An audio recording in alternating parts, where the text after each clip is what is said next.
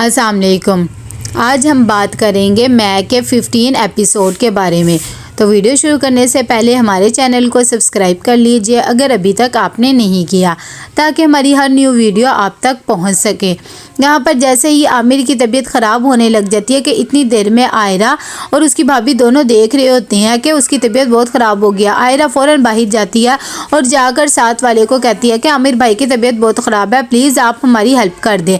यहाँ पर आसिफ बहुत ज़्यादा परेशान होता है और मुबशरा को कहता है कि अब ज़ैद वापस नहीं आएगा। तभी मुबशरा ये सुनकर बहुत ज़्यादा अफसरदा हो जाती है और कहती है कि कुछ ना कुछ तो करना ही पड़ेगा। कि इतनी देर में आसिफ का नौकर आता है और एजाज आकर बताता है कि बाहर पुलिस आई है, लेकिन घर वाले कपड़ों में, और आपको बुला रही है। जब ये बात आसिफ सुनता है तो हैरान हो जाता है और कहता है कि अच्छा ठीक है, तुम उन्हें बैठाओ, मैं अभी बात करता हूँ उनसे। ये जब बात सुनती है मुबशरा तो वो कहती है कि पुलिस यहाँ पर क्यों आई है और आपसे उन्हें क्या काम है। तो आसिफ कहता है कि मैं बात करके आता हूँ, तुम परेशान ना हो। इतनी देर में ज़ैद भी जाता है आयरा के घर। तभी उसे मोहल्ले वालों से पता लगता है कि आमिर की तबीयत ख़राब हो गई थी और वो उसे हॉस्पिटल लेकर गए हैं। यहाँ पर आसिफ आता है पुलिस वालों के पास और आकर कहता है कि आप लोगों की इतनी हिम्मत कि आप मेरे घर पर आ गए हैं, ऐसी भी क्या बात हो गई है। मुबशरा भी बाहर से खड़ी ये सब बातें सुन रही होती है। आसिफ कहता है कि आपको मेरे घर नहीं आना चाहिए था। तभी वो फ़ोन करता है और साथ ही उन्हें पैसे भी देता है और कहता है कि आज के बाद मैं ना देखूं आप लोगों के कि आप मेरे घर में आए। पुलिस वाले कहते हैं कि हम आना नहीं चाहते थे, लेकिन ज़ैद साहब ने आपके खिलाफ FIR कटवाई और उन्होंने कहा था अगर ना गए तो बहुत बुरा होगा, इसीलिए हमें आना पड़ा। लेकिन खैर जब उन्हें पैसे मिल जाते हैं तो वो खामोश हो जाते हैं और कहते हैं कि अब आप फिक्र ना करें। यहाँ पर मुबशरा भी बहुत ज़्यादा परेशान हो जाती है ज़ैद की वजह से और आसिफ को कहती है कि अब कुछ ना कुछ तो करना ही होगा, इस लड़की ने तो बहुत हद कर दिया। आसिफ कहता है कि हाँ मैं भी सोच नहीं सकता था, लेकिन अब क्या करें, ज़ैद भी समझ नहीं रहा है। दूसरी तरफ ज़ैद ढूंढ रहा होता है आयरा को जगह जगह हॉस्पिटल। साथ ही उसे आयरा एक हॉस्पिटल में मिल जाती है और उसे आके कहता है कि अब मैं तुम्हें अपना लूँगा और साथ ही भाई को क्या हुआ है। आयरा बेचारी बहुत ज़्यादा टूट चुकी होती है और वो कहती है कि ये सब कुछ तुम्हारी वजह से हुआ, मेरे भाई को हार्ट अटैक हुआ है, यहाँ पर इस स्टेज पे ले आए, अब क्या चाहिए। कि इतनी देर में डॉक्टर आता है और आकर बता देता है कि आमिर को हम बचा नहीं पाए हैं, उनकी सीरियस कंडीशन हो गई थी। जब ये बात का पता लगता है आयरा को तो वो बहुत ज़्यादा टूट जाती है कि अब उसका भाई इस दुनिया में नहीं रहा। साथ ही आसिया भी बहुत ज़्यादा परेशान हो जाती है। ज़ैद उसे संभालने की कोशिश करता है, लेकिन वो उसे भी बातें सुनाने लग जाती है और कहती है कि ये सब कुछ सिर्फ तुम्हारी वजह से हुआ। तुम्हारे बाप ने मेरे भाई को इतना ज़्यादा परेशान करके रख दिया कि उन्होंने अपनी ज़िंदगी से हाथ धो बैठा। जब ये बात का ज़ैद को भी पता लगता है तो उसे भी बहुत ज़्यादा बुरा लगता है।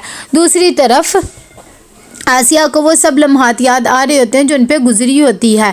यहाँ पर आयरा आती है अपनी भाभी के पास और आकर रोने लग जाती है और बहुत ज़्यादा टूट जाते हैं। साथ ही उन्हें याद आता है कि किस तरह उनके भाई की इतनी ज़्यादा बेइज्जती हुई थी।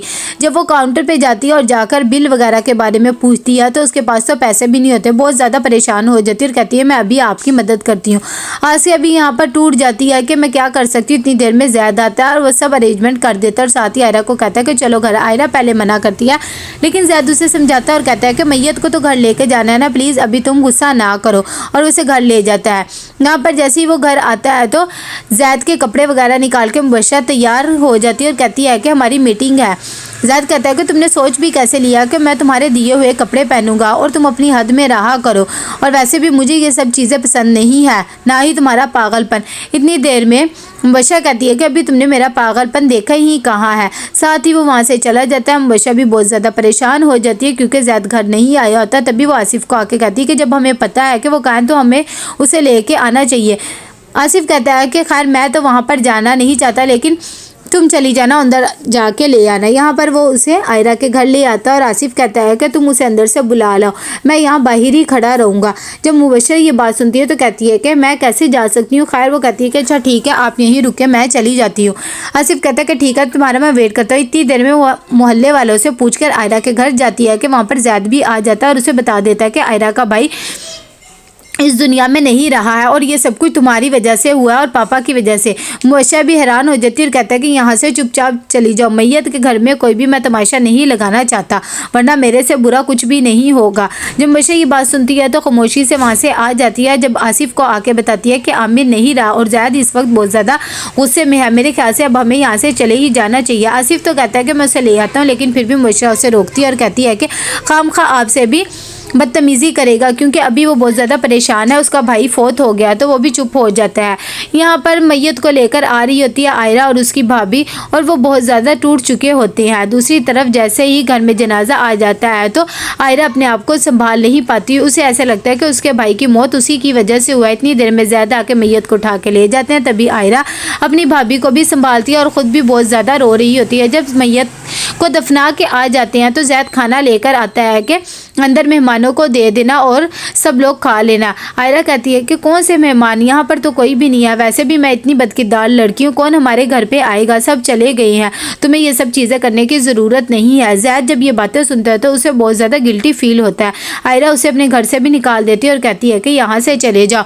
अगली सुबह को जैसे ही आयरा उठती है तो उसकी भाभी बेचारी बहुत ज़्यादा सदमे में होती है, वो अपना घर वगैरह समेटने में लगी रहती है। यहाँ पर जैसे ही ज़ैद घर आता है तो मुबशरा भी उसकी वजह से बहुत ज़्यादा परेशान होती है। वो आके कहता है कि मैं आयरा से शादी करना चाहता हूँ। जब ये बात का आसिफ को पता लगता है तो कहता है तुम्हारा दिमाग तो ख़राब नहीं हो गया, मैंने पहली मर्तबा भी उससे तुम्हारा निकाह नहीं होने दिया तो अब कैसे होने दे सकता हूँ।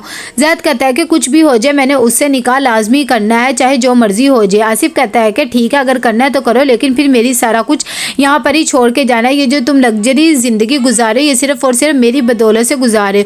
ज़ैद को भी गुस्सा आ जाता है और वो अपना वॉलेट, मोबाइल, चाबी सब कुछ वहीं रख जाता है और कहता है लेकिन मैं आयरा को कभी भी नहीं छोड़ूंगा। मुबशरा हालांकि समझाने की भी कोशिश करती है लेकिन आसिफ उसे रोक लेता है और बाद में जब ज़ैद चला जाता है तो आसिफ भी टूट जाता है। तो कैसा लगा आपको ये एपिसोड? लाइक कमेंट शेयर करके लाजमी बताइएगा। अल्लाह हाफिज़।